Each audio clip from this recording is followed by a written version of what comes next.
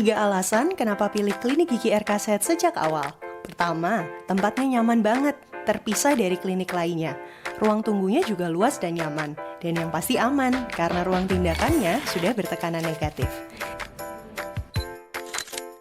Yang kedua, layanan dan peralatannya lengkap untuk menunjang diagnostik dan tindakan dokter.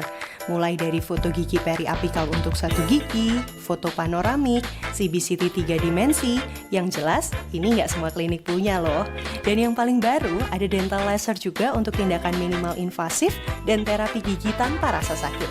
Kamu juga bisa spa gigi atau pembersihan karang gigi tanpa nunggu ada keluhan.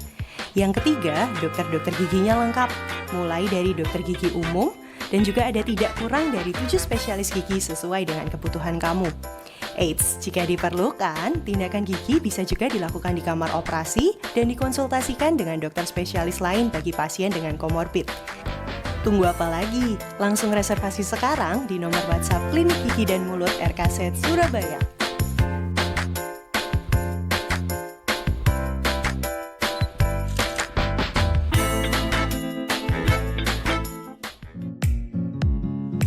Halo sahabat Vita, perkenalkan saya Dr. Gigi Aga Satria, spesialis radiologi kedokteran gigi di RKZ Surabaya. Sekarang yuk kita kenal lebih dalam tentang CBCT 3 dimensi. Ikut saya yuk. Seperti yang kita tahu, dunia kedokteran gigi semakin berkembang. Sebagai sebuah rumah sakit dengan pelayanan yang prima, RKZ berkomitmen untuk terus memberikan pelayanan dengan berbagai inovasi terbaru seiring dengan perkembangan teknologi. Salah satu bentuk inovasi kami adalah dengan penyediaan alat diagnostik imaging terbaru di bidang kedokteran gigi, yaitu modalitas ronsen CBCT 3 dimensi.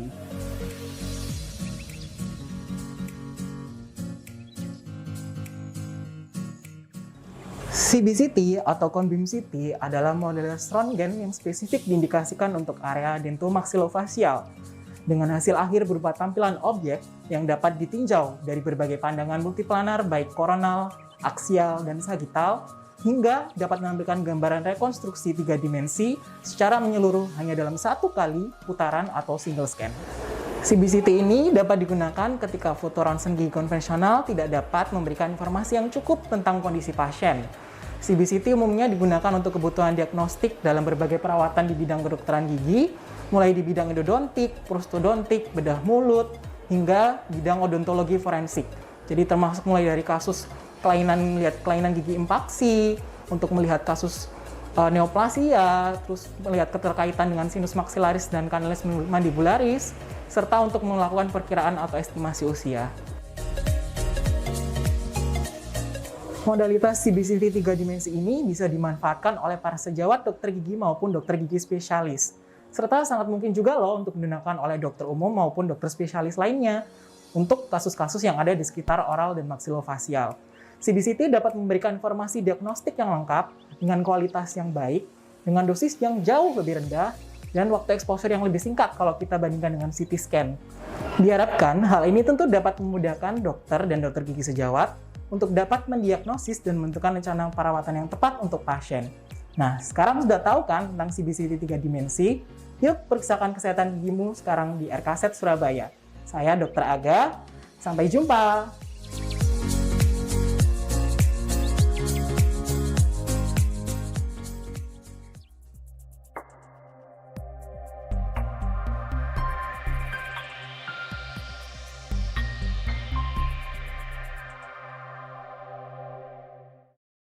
Selamat pagi sahabat Vita, selamat bergabung kembali bersama kami di acara Cangkruan Sehat.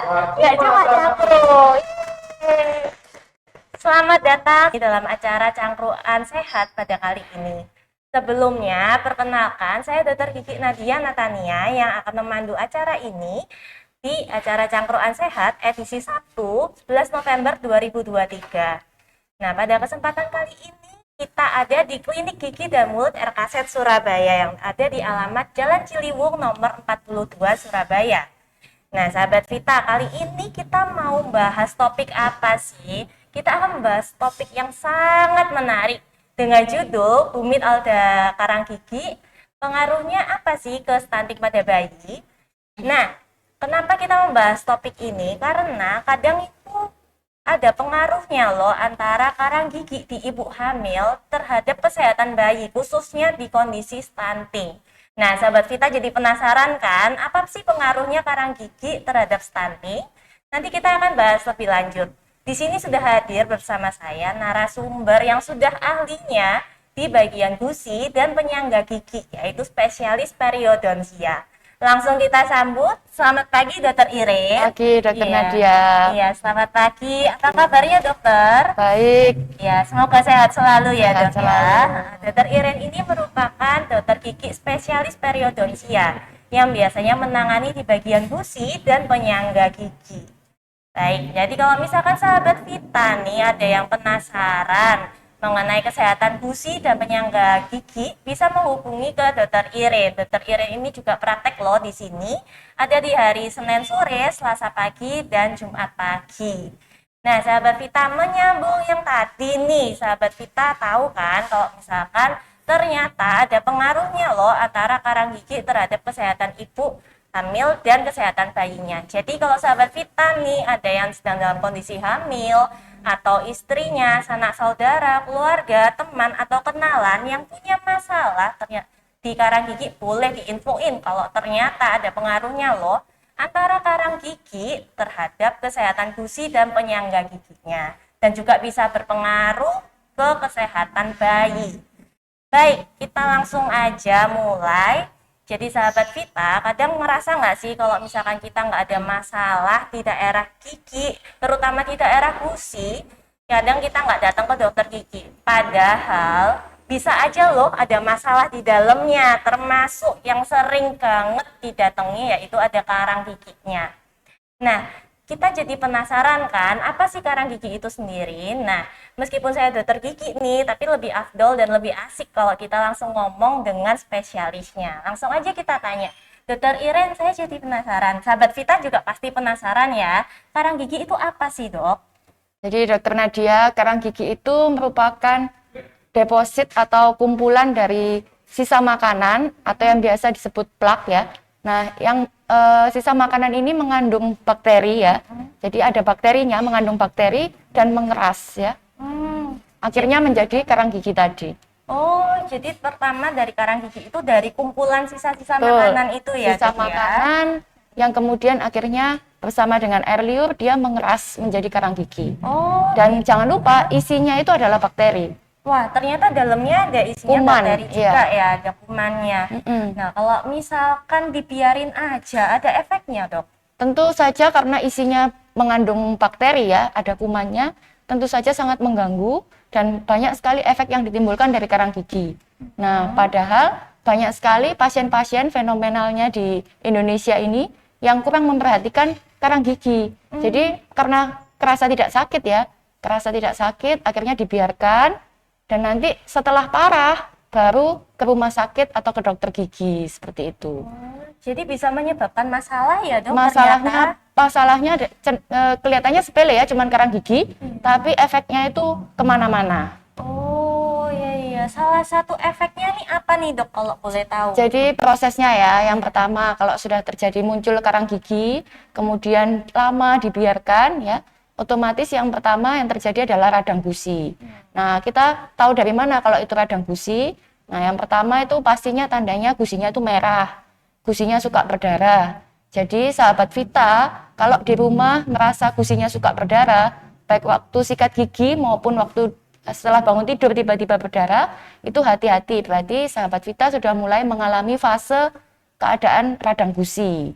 Seperti itu. Ya, berarti dari karang gigi yang dalamnya ada kumannya nih, Iya. ternyata bisa nyebabin gusinya tuh meradang. Meradang. Nah, salah satunya mungkin tandanya ada kemerahan. Kemerahan, kemudian mudah berdarah gitu ya. Nah, mudah berdarah itu kalau hanya setelah sikat gigi mudah berdarah itu berarti masih derajatnya yang ringan. Tapi kalau sudah spontan artinya keluar darah tanpa sebab, maksudnya bangun tidur tiba-tiba keluar darah, itu berarti radang gusi yang sudah fasenya itu yang sudah lebih berat seperti itu. Nah, kemudian kalau radang gusinya ini dibiarkan, apalagi kalau sudah terjadi perdarahan spontan, tidak ada rangsangan ya, jadi spontan itu tidak ada rangsangan, jadi waktu bangun tidur tiba-tiba berdarah gusinya, itu kalau dirawat akhirnya menjadi penyakit periodontal ya. Penyakit periodontal artinya mengenai jaringan penyangga sekitar gigi, termasuk tulang. Jadi di gigi kita ini disangga oleh tulang.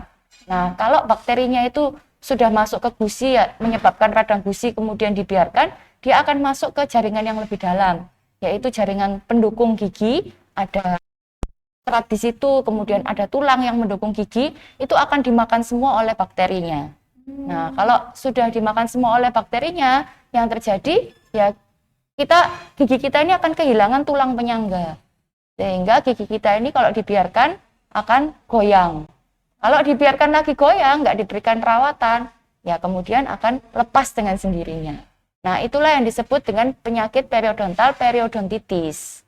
Wow. Penyakit pada jaringan penyangga gigi ya Dokter Nadia. Jadi namanya periodontitis. Periodontitis ya.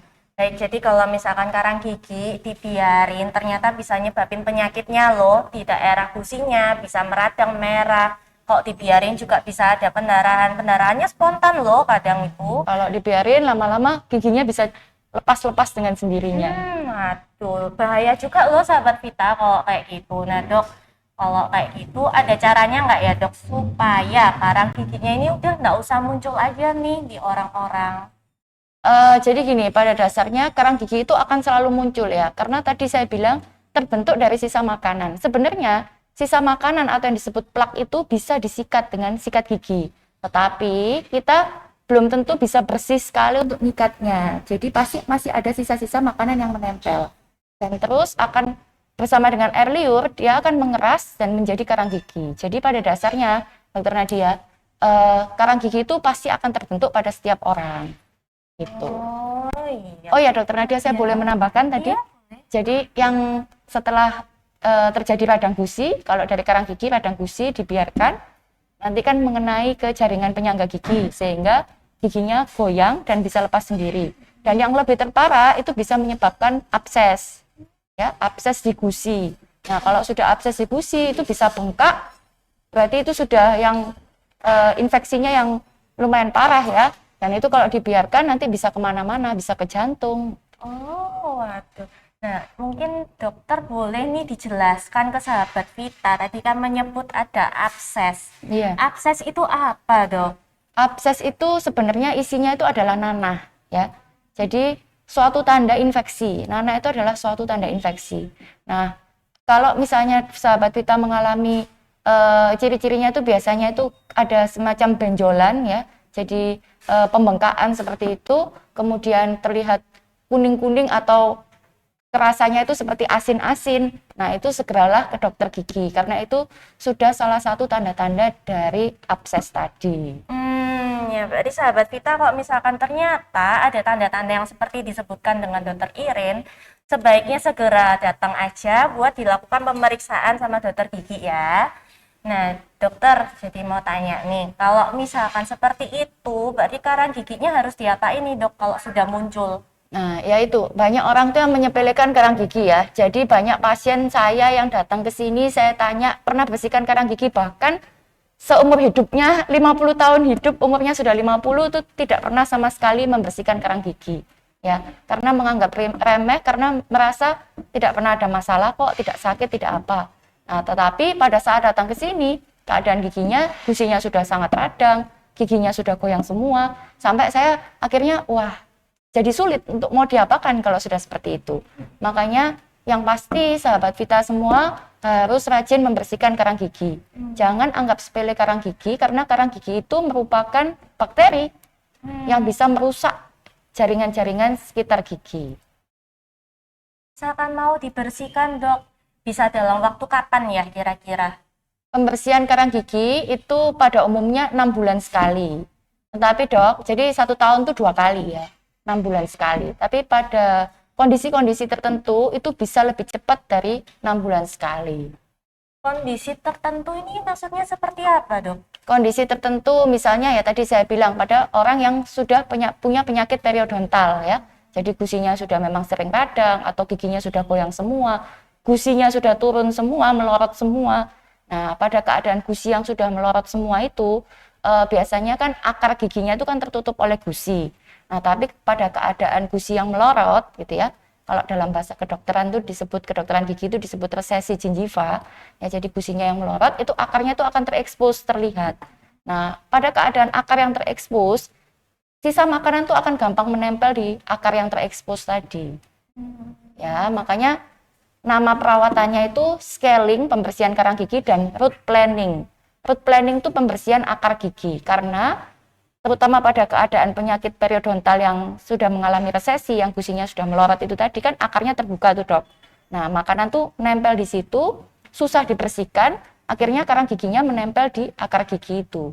Nah, karang gigi yang menempel di akar gigi harus dilakukan pembersihan, namanya root planning tadi. Oh iya baik, kalau misalkan dengan kondisi yang sudah ada penyakit periodontal nih dok, kira-kira dibersihkannya kapan ya dok ya? Kalau saya untuk maintenance itu setiap 3 bulan sekali. Setiap 3 bulan bulan sekali. Jadi sahabat Vita, kalau misalkan ada kondisi yang sudah disampaikan seperti yang dibilang dengan dokter Irin, sebaiknya segera mengunjungi dengan rutin ya, nggak cuma 6 bulan sekali, tapi mungkin bisa lebih awal datangnya ke dokter Irin. Nah dok, kalau misalkan ngomong tentang ada kondisi khusus nih dok, kalau secara umum kan bisa ada masalah di gusinya, di masalah juga di jaringan periodontal. Kalau dalam keadaan hamil nih dok, Nah, kira-kira gimana dok? Apa bisa berpengaruh ya dok ke gusinya lebih parah atau gimana ini dok? Ya, jadi pada orang hamil ya, itu ada berbagai faktor yang menyebabkan terjadinya masalah pada kesehatan gigi dan mulut. Ya, yang pertama orang hamil itu cenderung males gerak, mager gitu ya, mager, males gerak, akhirnya males sikat gigi, ya, males sikat gigi, males berkumur gitu ya. Jadi setelah makan tidur nggak sikat gigi gitu ya. Nah, kondisi itu yang menyebabkan plak gigi itu menempel dan lebih cepat terbentuk karang gigi. Itu yang pertama. Kedua, kondisi ibu hamil yang morning sickness ya. Jadi kan ada efek mual-mual, muntah-muntah. Nah, seperti itu kondisi pada rongga mulutnya itu asam. Nah, ketika kondisi asam pada rongga mulut itu terjadi pada ibu hamil, maka akan sering terjadi ini karies. Jadi giginya akan lubang, akan gampang lubang karena kondisi mulutnya itu asam. Seperti itu. Nah, kalau lubang itu sangat berpengaruh juga loh dengan karang gigi. Jadi, ketika giginya lubang, kemudian dibiarkan tambah lama tambah besar, ibu hamil males sikat gigi, otomatis karena dia juga merasa sakit juga waktu disikat, akhirnya nggak disikat kan. Nah, akhirnya karang giginya muncul banyak di situ karena sisa makanannya nggak disikat, seperti itu. Belum lagi kalau giginya sudah banyak lubangnya, terus sakit, waktu ngunyah sakit, akhirnya nggak dipakai tuh buat makan. Nah, gigi yang nggak dipakai untuk makan, itu karang giginya akan cepat terbentuk. Wah, ternyata ada pengaruhnya bisa lebih parah ya ini Oh, sahabat Vita iya. ya.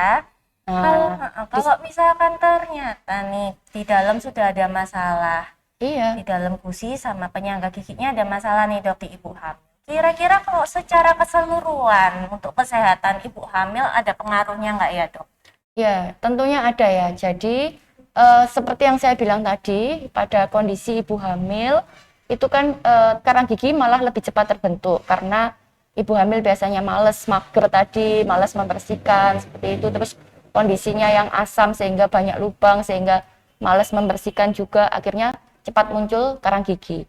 Nah, pada keadaan yang cepat muncul karang gigi ini akan memicu untuk menjadikan radang gusi tadi dok. Nah, ketika terjadi radang gusi, mediator keradangan itu akan meningkat. Sedangkan pada ibu hamil sendiri dengan adanya perubahan hormonal, jadi hormon estrogen, progesteron meningkat semua, itu mediator keradangannya itu juga meningkat. Nah, ditambah dengan adanya karang gigi yang isinya bakteri, itu memicu meningkatkan mediator keradangan. Jadi di dalam tubuh kita ini ada mediator keradangan ya. Tentara-tentara keradangan gitu ya, yang akan bekerja apabila terjadi keradangan pada tubuh kita. Ditambah kondisi ibu hamil yang hormonnya tinggi, maka mediator keradangannya ini semakin tinggi. Nah, kalau mediator keradangannya ini semakin tinggi, maka dikhawatirkan yang terjadi pada ibu hamil adalah terjadinya kontraksi dini. Nah, kalau terjadi kontraksi dini, yang terjadi nanti ibu hamilnya akan lahir prematur. Jadi anaknya yang di dalam kandungan lebih cepat lahirnya. Seperti itu. Iya. Kalau misalkan ada kelahiran prematur nih dok, untuk kesehatan bayinya apa juga bisa berpengaruh ya dok? Atau Sangat bagaimana? ya, sangat berpengaruh ya. Jadi pada ibu hamil usahakan jangan sampai terjadi kelahiran prematur karena itu sangat mempengaruhi untuk kesehatan bayinya seperti itu dok. Iya. Jadi kalau misalkan ternyata ada karang gigi, ternyata bisa menyebabkan keradangan di ibu hamilnya tuh Iya, meningkat. meningkat. Bahkan lama-lama bisa menyebabkan kontraksi dini yang bisa menyebabkan kelahiran prematur juga di bayinya. Dan ini juga berpengaruh loh ke kesehatan bayinya. Nah dok, ini mulai masuk nih dok.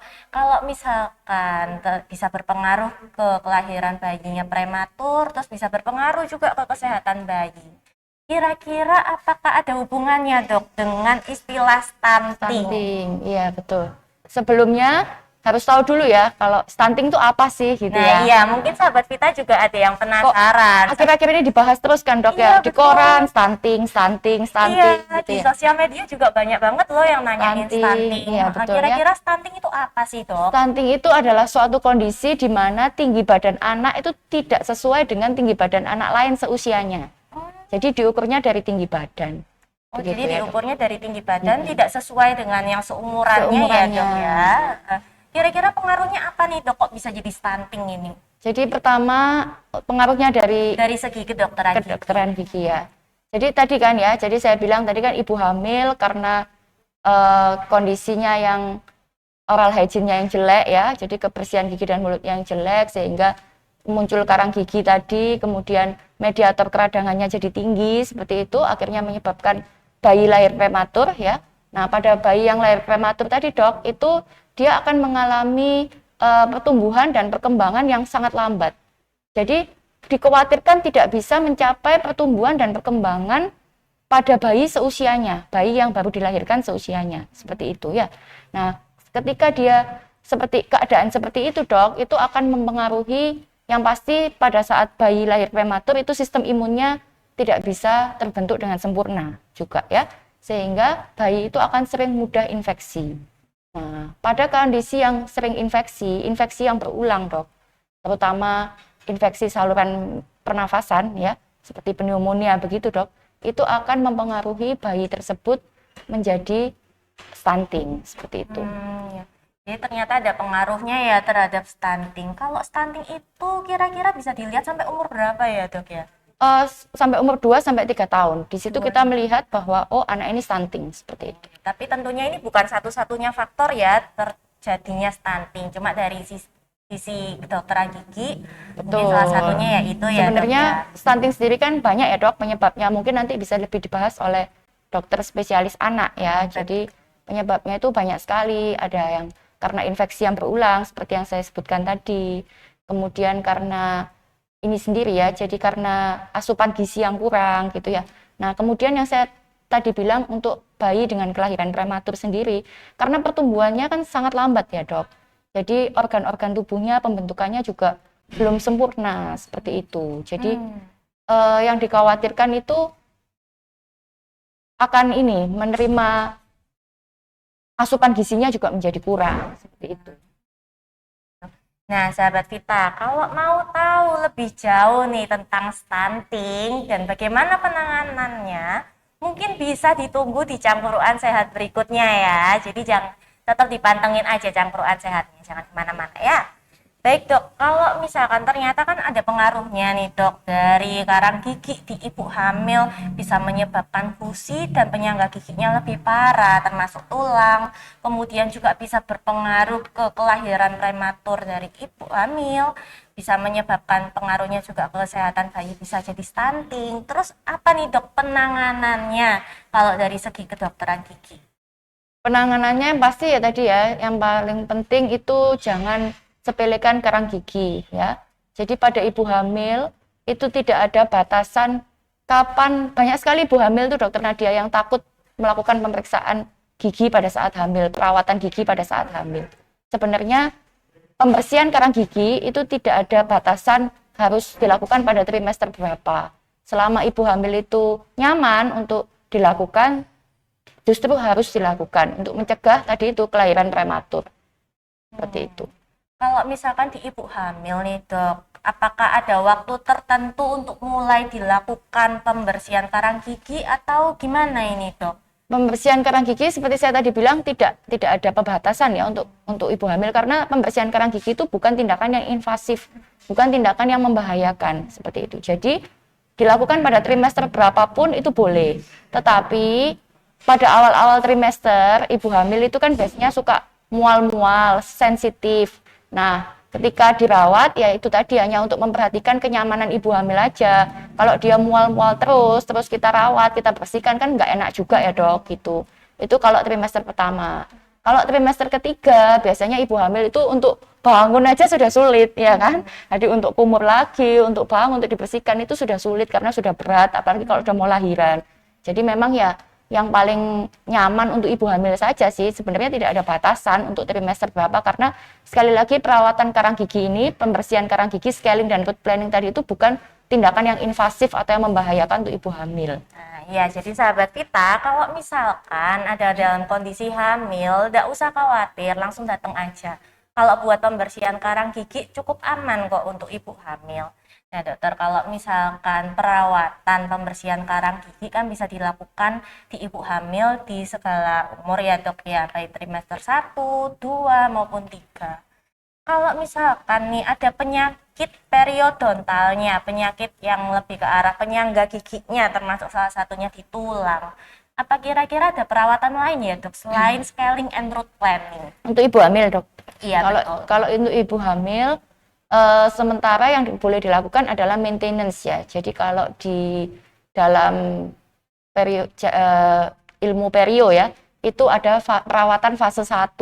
Jadi perawatan fase 1 itu cuman seperti scaling dan root planning. Kemudian kalau goyang ya dilakukan pengikatan gigi. Tapi tindakan bedah itu tidak boleh dilakukan. Kalau bedah tidak boleh dilakukan. Nah dokter, kalau misalkan selain scaling root planning dan kalau misalkan perawatan gigi goyang, kira-kira ada nggak ya dok tindakan yang menggunakan teknologi nih supaya ibu hamilnya kayak merasa oh ya pakai teknologi juga kayaknya oke nih dilakukan perawatan? Oh iya ada. Jadi kebetulan di klinik gigi spesialis ini, di klinik gigi dan mulut di RKZ ini, itu kita mempunyai alat namanya dental laser dok. Nah itu bisa dijadikan salah satu alternatif untuk perawatan penyakit periodontal pada ibu hamil, seperti itu. Jadi ya, dari dental lasernya itu memang ada pengaruhnya ya dok ke penyakitnya itu. Jadi dental laser sendiri kebetulan yang kami gunakan di sini itu kan yang low level terapi ya. Jadi low laser level terapi. Jadi dia dayanya itu rendah sehingga digunakan untuk ibu hamil itu aman. Cuman kalau bisa itu pada trimester akhir, karena supaya organ-organ tubuhnya bayi ini sudah berkembang dengan baik, seperti itu. Kalau misalkan cara kerjanya kok dengan ada info yang low lasernya ini, berarti radiasinya gimana ya dok? Apa aman buat ibu hamil atau sebaiknya radiasinya gimana? Itu rendah, karena dia low laser kan, jadi radiasinya dayanya itu rendah dok. Jadi karena kita ibu hamil ya, jadi kita melakukan perawatannya tentu tindakan yang non-invasif tadi. Nah, laser ini termasuk tindakan yang non-invasif. Nah, cuman memang tetap ada radiasinya, maka jangan digunakan ya, jangan sering-sering ya, sesekali boleh untuk perawatan pada ibu hamil dengan penyakit periodontal yang cukup parah. Jadi misalnya poketnya dalam gitu ya. Jadi poket itu kayak kantong gitu ya, di gusinya itu ada kantong sehingga makanan gampang masuk. Khawatirnya kan nanti gusinya bisa bengkak, dok. Nah, sebagai tindakan awal preventifnya supaya tidak makin parah, itu kan pertama tadi harus pembersihan karang gigi, scaling dan root planning tadi. Kemudian ya itu tadi bisa dilakukan perawatan dengan menggunakan dental laser. Jadi disinar menggunakan sinar merah. Itu yang low level laser terapi tadi. Emang pengaruhnya kalau dari lasernya sendiri dok, kok bisa menyebabkan gusinya itu bisa membaik, dijadikan sebagai perawatan? Emang cara kerjanya gimana sih dok? Jadi laser sendiri dia bisa mengurangi jumlah bakteri ya, dengan sinar laser tadi itu dia mampu menembus jaringan dan mengurangi jumlah bakteri dengan daya yang rendah. Nah ini hebatnya laser kita karena dengan daya yang rendah itu dia bisa menembus jaringan dan memang mempunyai efek untuk mengurangi jumlah bakteri. Itu yang pertama. Yang kedua, dia juga mempunyai kegunaan untuk mengurangi nyeri. Ya, jadi bisa berguna sebagai efek analgesia atau mengurangi tingkat nyeri, tingkat sakit pada gusi kita. Seperti itu. Dan juga yang ketiga, Dok, laser ini juga mempercepat regenerasi atau penyembuhan dari gusi, penyembuhan jaringan. Jadi kalau misalkan dental laser itu cara kerjanya sendiri nih, dia bisa menyebabkan bakterinya berkurang ya Dok, dengan cara dibunuh menggunakan sinar merah tadi. Sinar yang merah itu tadi. Radiasinya juga cukup rendah tapi bisa membunuh ya Dok kuman-kumannya. Untuk gusinya yang sakit-sakit, yang radang itu juga bisa, laser ini bisa memberikan efek analgesia, jadi mengurangi nyerinya rasa sakit ya Dok, dan ya. mempercepat penyembuhannya. Ya baik. Jadi sahabat Vita, kalau misalkan ada yang penasaran, laser ini aman nggak sih? Sebenarnya aman ya, karena radiasinya ini kecil, tapi dia udah efektif kok untuk membunuh kuman yang ada di dalam gusi dan penyangga giginya. Nah, dokter, cuman itu ya Nadia, dokter Nadia tambahannya, dia yang harus dipakai dengan protokolnya. Maksudnya kan ada keamanannya, ada kacamatanya, seperti itu harus dipakai, dan tentu saja untuk ibu hamil tidak dianjurkan untuk sering-sering ya dilakukan. Jadi mungkin sesekali yang memang kasusnya yang memang urgent, yang emergensi, yang memang berat gitu, supaya nggak makin berat, maka bisa dilakukan itu. Oh iya baik, jadi kalau misalkan tidak darurat bisa dilakukan perawatan yang lainnya ya Dok ya. Nah, untuk supaya tahu nih perawatannya ini termasuk darurat atau enggak, nanti sahabat Vita bisa datang langsung aja periksa ke dokter giginya, termasuk dengan dokter Ren Adelia, spesialis periodontia ini ya. Nah, dokter, ini topiknya semakin menarik ini Dok. Tapi topik kita semakin kita rehat dulu aja ya Dok ya. Sahabat Vita jangan kemana-mana, tetap di Cangkruan Sehat, gak cuma cangkruk.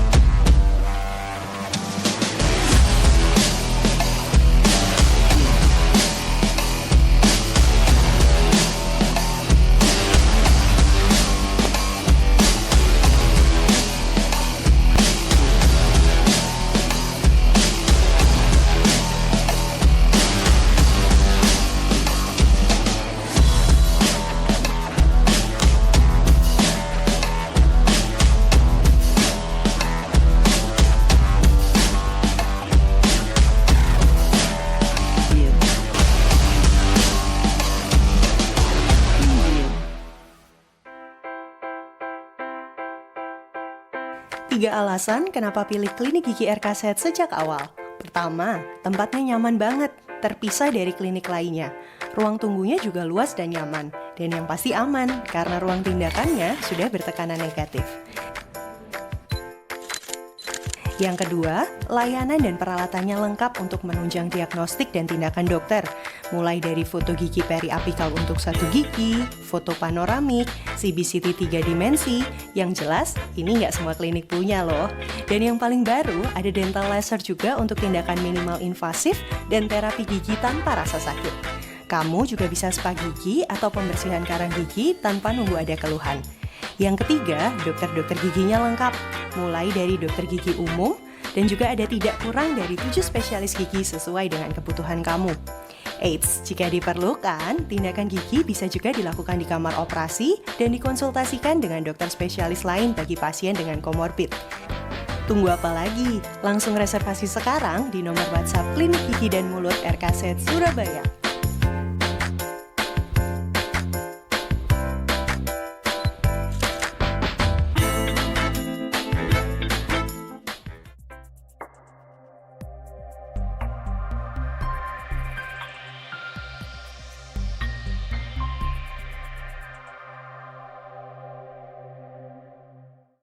Halo sahabat kita, kembali lagi bersama kami di Cangkruan Sehat. Coba cangkruk.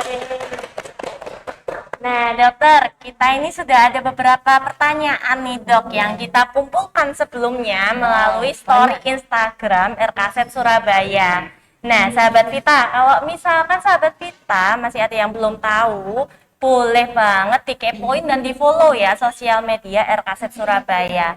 Ada di YouTube RKZ Surabaya, kemudian ada di Instagram RKZ Surabaya, dan Facebook RKZ Surabaya. Untuk info menarik lainnya juga ada loh di sana, jadi bisa dikepoin ya. Nah dokter, di sini kan sudah ada beberapa pertanyaan nih dok. Kita Iya. langsung mulai aja ya untuk Oke. pertanyaannya. Semoga sahabat kitanya ini juga sedang melihat ya, jadi bisa menjawab pertanyaannya. Ada dari Bapak Erwin. Bapak Erwin ini tanya dok, dokter mau tanya, apa ada makanan yang bisa menyebabkan karang gigi pada ibu hamil ya? Iya. Untuk makanan sendiri itu tidak ada yang spesifik ya dok, yang bisa menyebabkan karang gigi. Kalau lubang iya, makanan yang asam, makanan yang manis itu memang bisa menyebabkan lubang. Tapi kalau karang gigi itu sebenarnya tidak ada. Jadi yang spesifik menyebabkan karang gigi itu tidak ada. Seperti saya bilang tadi bahwa penyebab munculnya karang gigi itu karena sisa makanan yang kita bersihkannya tidak bisa bersih sekali. Jadi pasti akan terbentuk seperti itu. Jadi tidak ada makanan khusus yang pasti akan memicu karang gigi itu tidak ada. Kalau lubang iya, jadi asam manis itu memicu terjadinya lubang gitu. Makanya tetap harus dihindari pada kondisi hamil. Karena seperti saya bilang tadi, kalau giginya banyak lubang, kita itu membersihkannya lebih susah. Akhirnya muncul karang gigi. Jadi saling berkaitan satu sama lain. Sebenarnya nggak ada yang spesifik ya dok. Tuh, Mungkin untuk spesifiknya karang gigi iya tidak ada yang ke spesifik. arah yang gigi Lubang. lubangnya itu nanti yang bisa berpengaruh ke karang giginya Betul. itu. Jadi sahabat Vita, kalau misalkan ada yang sakit juga giginya karena giginya lubang, juga jangan ditunda karena juga bisa berpengaruh ke karang giginya loh. Apalagi kalau misalkan lagi hamil ya. Semoga pertanyaan ini bisa menjawab pertanyaan dari Bapak Erwin. Kita lanjut ke pertanyaan berikutnya ya dok. Untuk dari Ibu Lina. Dok, bagaimana ya tips cara merawat gigi dan gusi selama masa kehamilan? Apa kira-kira ibu hamil ini boleh ya membersihkan karang gigi? Mungkin boleh dijelaskan lagi nih dok. Iya. Yang pertama, caranya dulu ya dok. Caranya yang pasti sikat gigi teratur ya Bu, jangan mager-mager. Jadi tetap harus sikat gigi. Setelah makan harus gosok gigi. Jadi sikat gigi tetap ya 2 kali sehari, setelah makan pagi dan setelah makan malam sebelum tidur malam gitu ya. Nah kemudian untuk perawatannya ke dokter gigi, yaitu tadi membersihkan karang gigi. Itu sangat boleh, jadi justru harus membersihkan, karena kalau tidak dibersihkan, ya itu tadi, takutnya yang dikhawatirkan keradangan, ya keradangan gusi, mediator radangnya meningkat, malah terjadi kelahiran prematur. Jadi justru sangat boleh terjadinya, pembersihan karang gigi itu justru sangat boleh gitu ya. Ya, jadi kalau misalkan ada karang gigi, terutama di ibu hamil, udah nggak usah ditunda lagi, langsung aja datang buat dibersihin. Karena ya itu mungkin tadi ada pengaruhnya itu untuk kedepannya. Betul. Daripada kedepannya ada masalah, yang penting dibersihin aja sekarang. Baik, langsung ke pertanyaan berikutnya dari Bapak Sandro. Dok, katanya karang gigi jika lama tidak dibersihkan bisa menyebabkan gigi goyang. Apa betul dok? Nah ini tadi mungkin udah dibahas Iya. sedikit sama dokternya.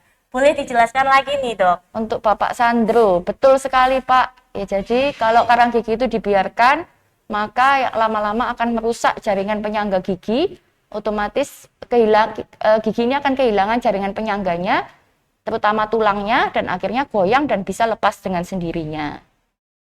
Ya mungkin karena dari radangnya itu ya dok, Betul, bisa makanya begitu kelihatan tanda-tanda awal seperti yang saya bilang tadi, bahwa gusinya sudah mulai radang, ya, ada sering berdarah, ada keluhan sering berdarah, maka segeralah periksa ke dokter gigi.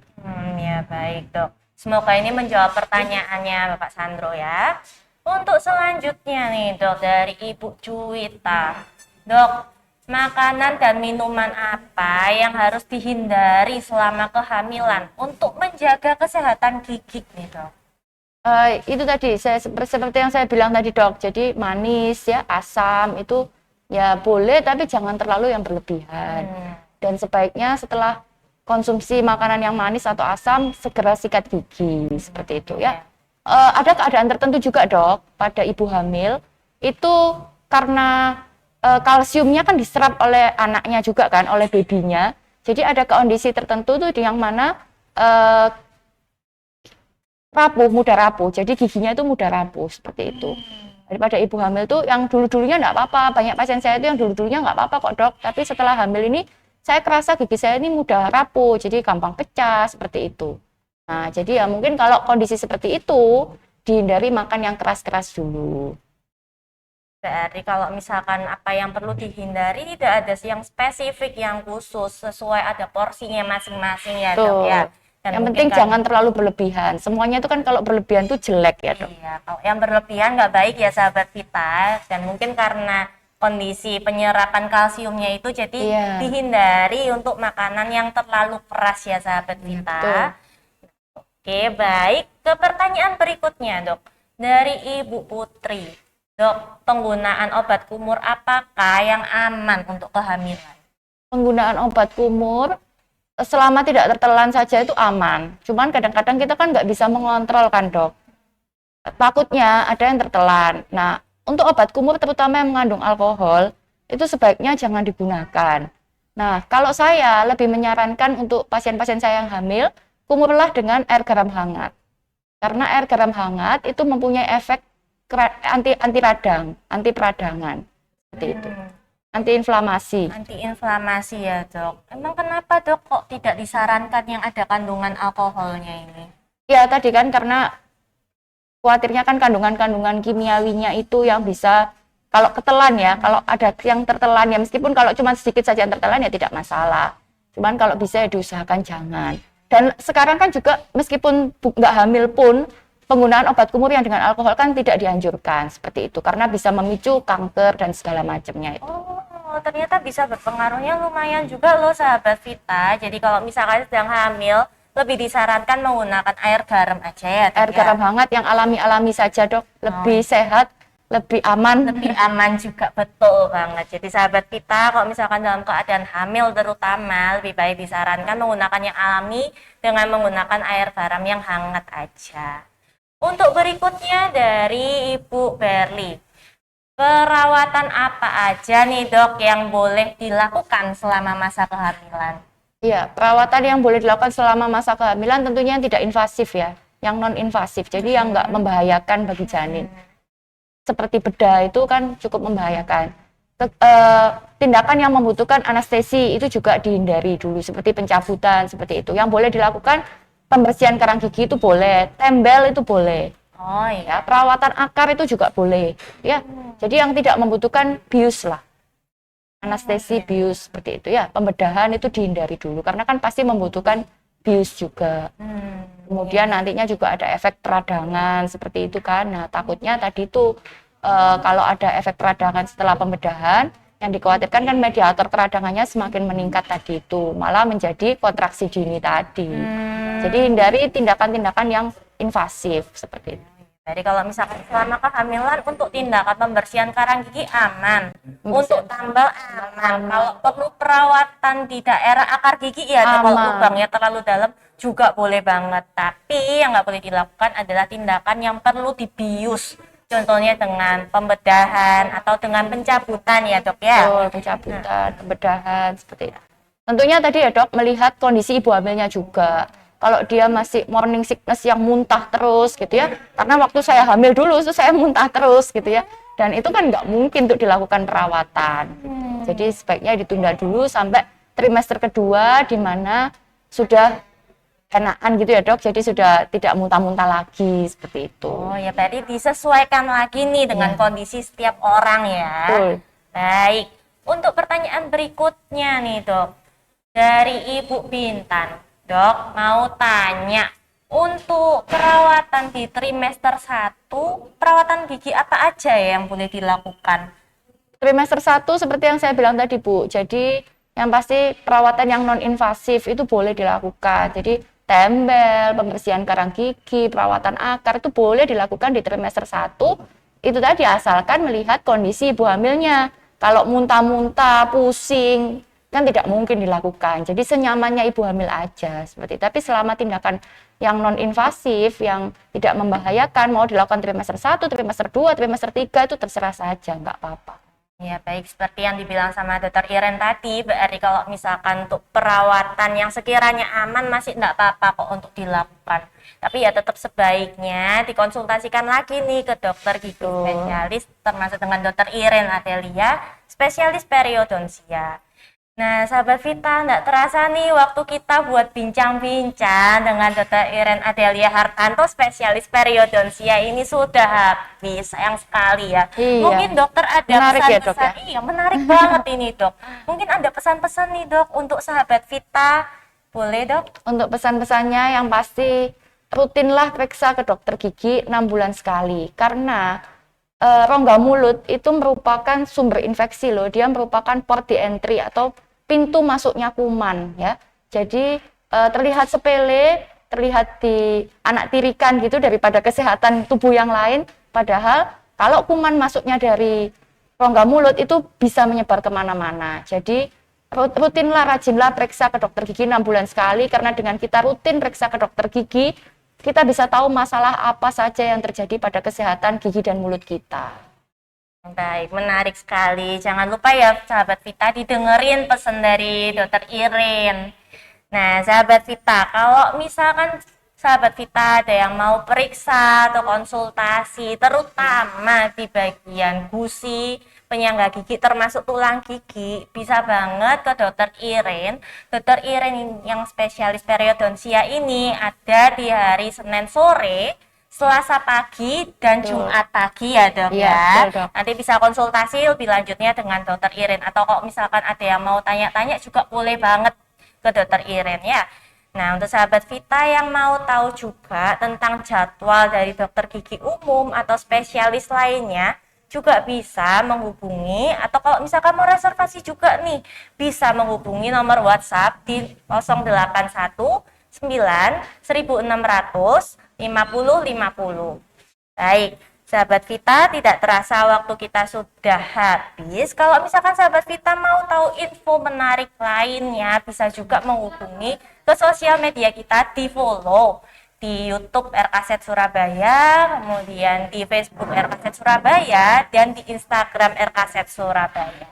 Baik, Dokter Iren Adelia Hartanto, terima kasih sudah Terima menyempatkan kasih, waktunya Dokter untuk Nadia. bincang-bincang bersama kita dan bersama Terima sahabat kasih, Vita sama-sama. yang sedang nonton secara online. Terima kasih Semoga juga. bermanfaat untuk sahabat Vita sekalian. Iya, semoga ini bisa menambah wawasan juga untuk sahabat Vita ya, Dok ya. Iya, Terima betul. kasih juga terhadap segala tim yang sudah bertugas di sini pada hari ini.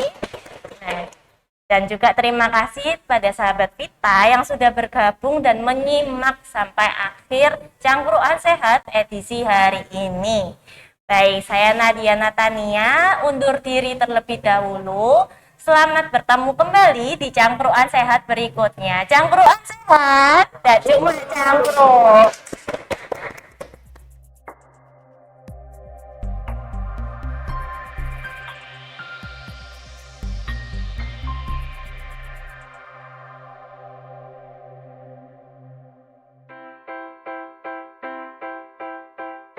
Tiga alasan kenapa pilih klinik gigi RKZ sejak awal. Pertama, tempatnya nyaman banget, terpisah dari klinik lainnya. Ruang tunggunya juga luas dan nyaman. Dan yang pasti aman, karena ruang tindakannya sudah bertekanan negatif. Yang kedua, layanan dan peralatannya lengkap untuk menunjang diagnostik dan tindakan dokter.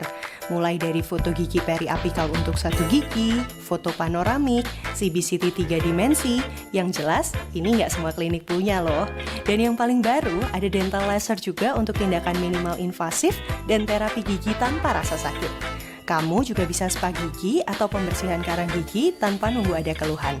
Yang ketiga, dokter-dokter giginya lengkap, mulai dari dokter gigi umum, dan juga ada tidak kurang dari 7 spesialis gigi sesuai dengan kebutuhan kamu. Eits, jika diperlukan, tindakan gigi bisa juga dilakukan di kamar operasi dan dikonsultasikan dengan dokter spesialis lain bagi pasien dengan komorbid. Tunggu apa lagi? Langsung reservasi sekarang di nomor WhatsApp Klinik Gigi dan Mulut RKZ Surabaya.